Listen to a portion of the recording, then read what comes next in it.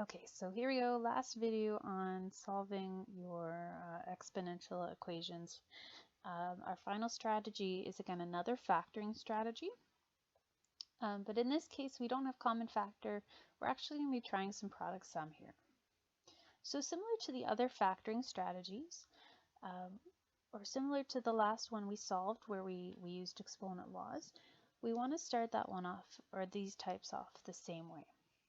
So we've got 2 to the power of 2x, and then somewhere in the middle we've also got 2 to the power of x. So we've got some similarities here. So let's work with this beginning bit, 2 to the power of 2x.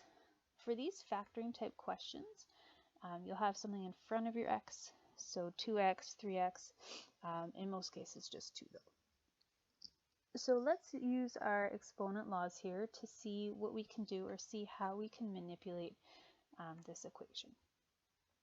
So for your two exponents to multiply, what ends up happening is you've got an exponent to another exponent, right? If something's raised to another power, those two things would multiply. So I can split up this 2 to the power of 2x as 2 squared then to the power of x, or I could also split it up as 2 to the power of x then squared. So by choosing this way, we've got a very similar term to what's going on in the middle. Okay, so if you notice that your beginning exponent is 2x, break it up. You want to put the 2 on the outside and then your exponent x on the inside. And that's all I'm really going to do in this first step. Maybe for this part, let's put the x on the inside as well. Okay, so really the only thing that happened was I used exponent laws to split up that first thing. Okay, so let's have a look at this. We've got something squared minus 5 times that something plus a number. So let's use a substitution here. Let's maybe say let y equal 2 to the power of x, and then that's going to leave me with factoring y squared minus 5y plus 6. Okay, so just like when we factored our trig stuff, if you want to do a substitution when you're trying to factor it first, it's not a bad idea. So we just replaced our two x's with y's, and this exponent 2 on the very outside had to stay there. Okay, so this should be something that we can factor. We need two numbers that'll multiply to positive 6, but will add to negative 5. And you're lucky I did all the thinking for you here. We're going to have y minus 2 and then y minus 3. So negative 2 and negative 3 will work there. So now that we've got it all factored, let's go backwards in our substitution. Right? We don't want to solve for y, we still want to solve for x. So now that it's factored, let's replace our y's back with 2 to the power of x. So this is factoring to 2 to the power of x minus 2, and then 2 to the power of x minus 3. Okay, so when we're trying to solve something in a factored form, well, we've got it factored, we've got these two factors. So for this entire equation to equal 0, either your first part of it equals 0, or this second part equals 0. So let's look at case 1.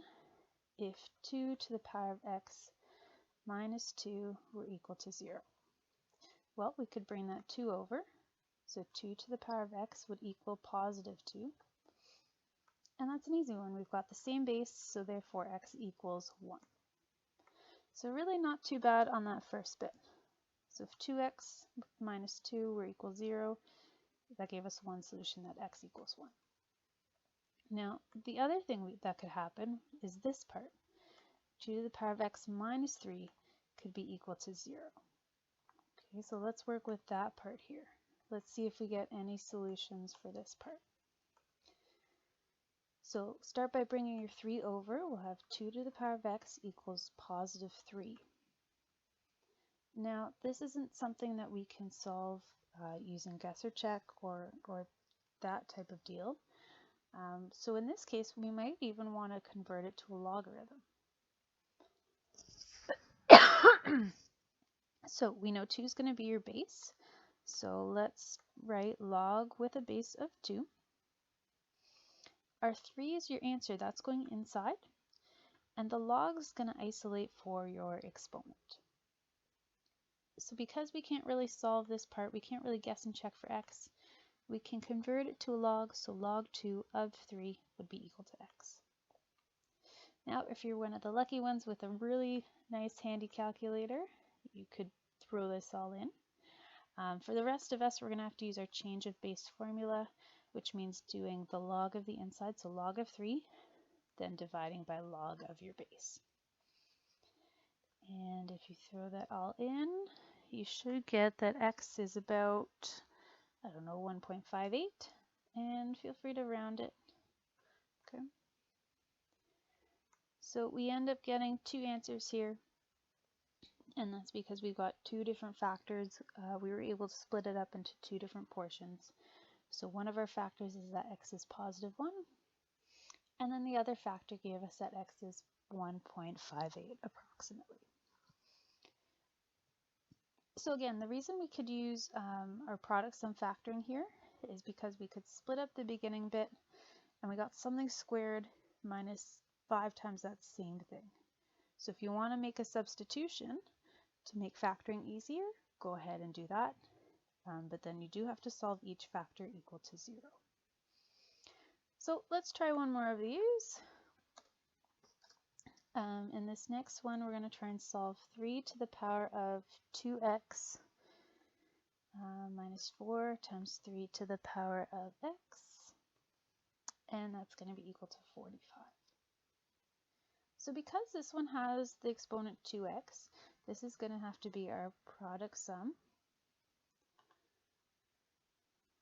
type of factor. Now, for us to use product sum, everything has to be over on one side. So in my first step here, I'm going to break apart the beginning bit. So I'm going to write this as 3 to the x, then squared. I'm not going to touch the 4 with the 3 to the exponent x, that's fine. The only other thing we have to do is bring this 45 over. Okay, so we split apart this 3 to the 2x by using exponent rules, and then our 45 came to the other side. So again, if you want to do substitution here, let's say y would be equal to 3 to the power of x, then we'd have y squared minus 4y minus 45 equals 0.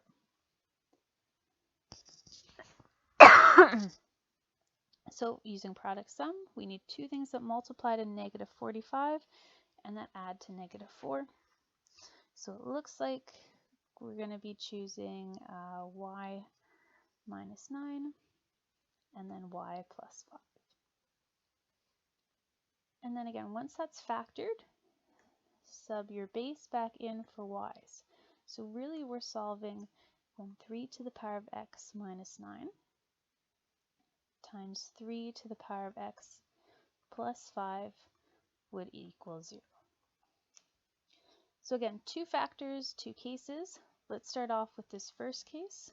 So if 3 to the power of x minus 9 were equal to 0, bring that 9 over, which means we've got 3 to the power of x equals 9. Well, I know that 3 squared is 9, so therefore x is 2. So that first factor is giving me a really, really easy, really simple solution, x equals positive 2. Now, we can't forget about this other factor. If 3 to the power of x plus 5 were equal to 0, that would mean that 3 to the power of x would equal to negative 5. So real quick, let's think about what this graph of 3 to the x looks like.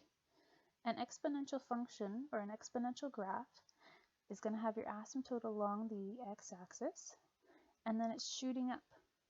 We also know that your domain of an exponential function is anything, xer, but for range, since it's got that asymptote and this kind of exponential growth kind of deal, our range is actually that y has to be greater than 0. So another way to think of it too is that there's no value of x you could put in that would give you a negative number. Right? There's no amount of times to multiply -3, or sorry, there's no amount of times you can multiply 3 that would give you -5 as an answer. So you get no solutions for this part. Okay, so really the only solution we get in this case would be x equals 2. All right, so just to sum up, when you're factoring using product sum, look for 2x. Different from your factoring using common factor will have an x plus. Okay, so product sum, just look for that 2 or another number being multiplied in the exponent. And I hope that helps. Good luck with your assignments.